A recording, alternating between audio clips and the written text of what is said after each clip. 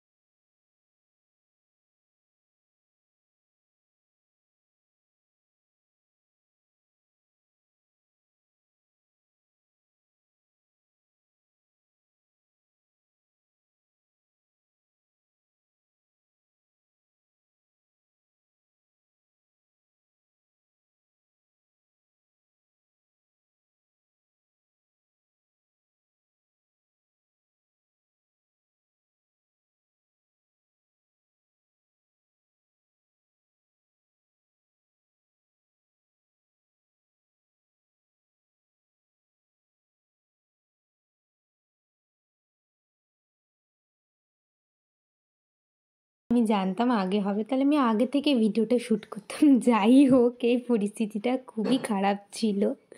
তো এইটা এখন খুব খারাপ অবস্থায় পরিণত হয়ে আছে।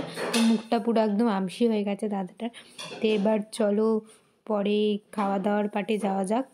খাওয়া দাওয়ার আগেই আসি, দেখো আরেকটা গিফট খুলছে দাদা। তো এই গিফটটা একটু খুলে নিই কী আছে এই গিফটটার মধ্যে। একজন গিফট করেছে, তো এই গিফটটা